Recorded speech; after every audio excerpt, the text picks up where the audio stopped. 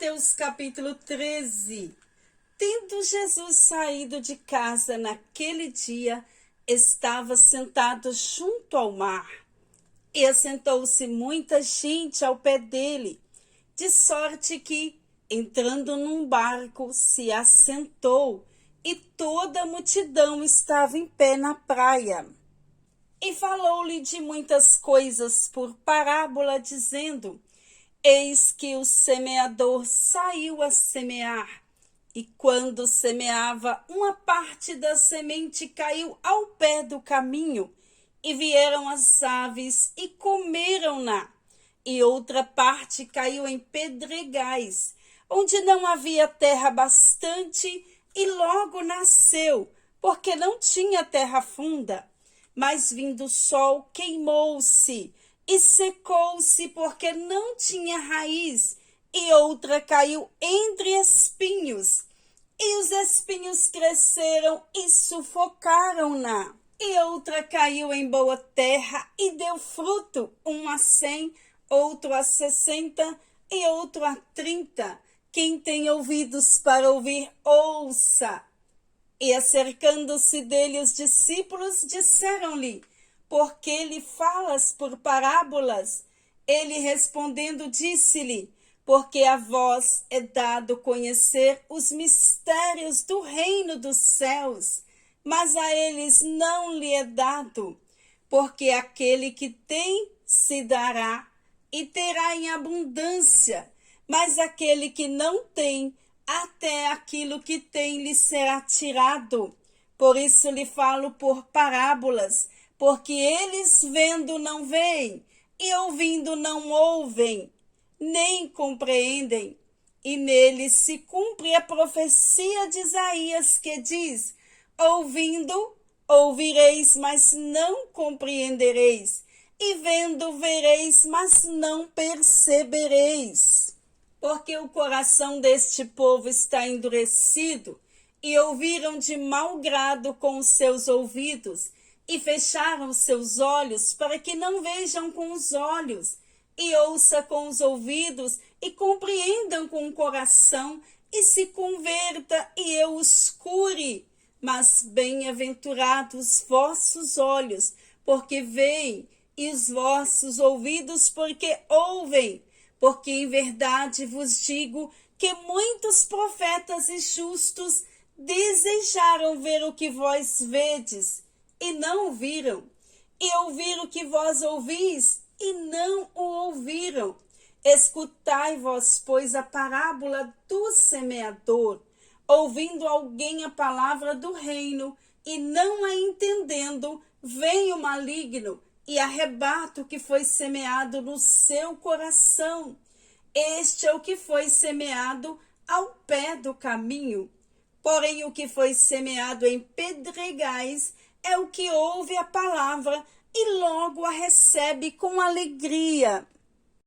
Mas não tem raiz em si mesmo, antes é de pouca duração, e chegada a angústia e a perseguição, por causa da palavra, logo se ofende. E o que foi semeado entre espinhos é o que ouve a palavra, mas os cuidados deste mundo e a sedução das riquezas sufocam a palavra e fica infrutífera. Mas o que foi semeado em boa terra é o que ouve e compreende a palavra e dá fruto, e um produz 100, outro 60 e outro 30. Propôs-lhe outra parábola, dizendo: O reino dos céus é semelhante ao homem que semeia boa semente no seu campo. Mas, dormindo os homens, veio seu inimigo e semeou joio no meio do trigo, e retirou-se. E quando a erva cresceu e frutificou, apareceu também o joio. E os servos do pai de família, indo ter com ele, disseram-lhe: Senhor, não semearas tu no teu campo boa semente? Por que tem então joio? E ele lhe disse: Um inimigo é quem faz isso. E os servos lhe disseram: Querem, pois, que vamos arrancá-lo? Porém ele lhe disse, não, para que, ao colher o joio, não arranqueis também o trigo com ele. Deixai crescer ambos juntos até a ceifa, e por ocasião da ceifa, direi aos ceifeiros, colhei primeiro o joio, e atai-o em molhos, para o queimar, mas o trigo ajuntai-o no meu celeiro.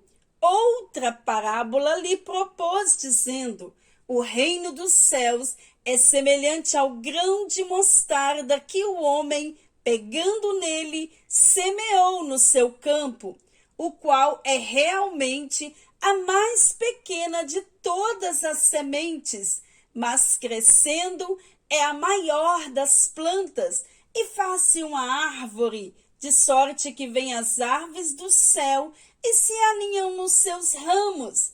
Outra parábola lhes disse, o reino dos céus é semelhante ao fermento que uma mulher toma e introduz em 3 medidas de farinha, até que tudo esteja levedado.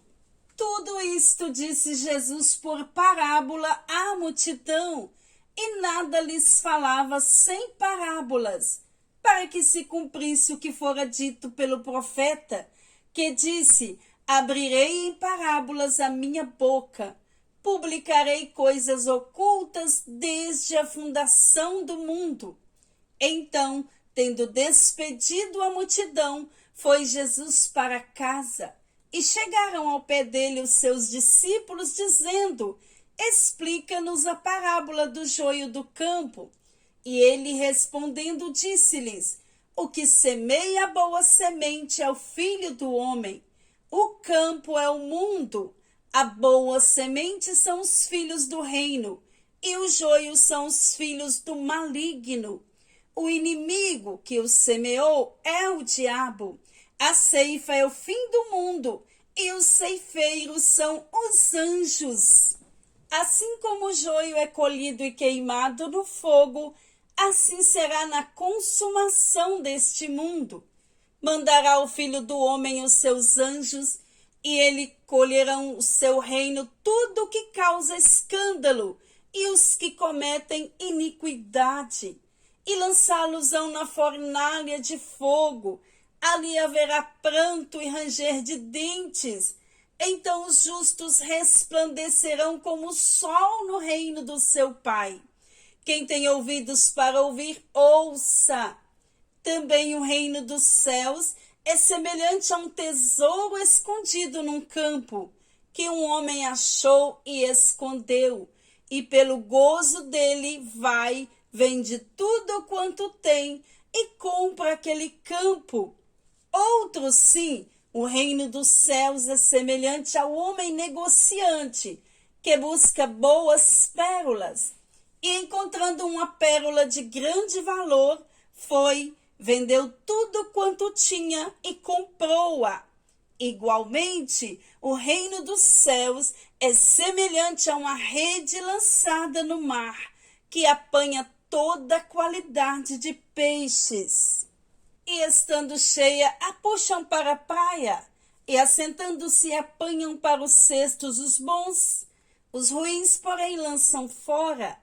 Assim será na consumação dos séculos. Virão os anjos e separarão os maus de entre os justos, e lançá-los-ão na fornalha de fogo. Ali haverá pranto e ranger de dentes. E disse-lhe Jesus, entendestes todas estas coisas? Disseram-lhe eles, sim, Senhor.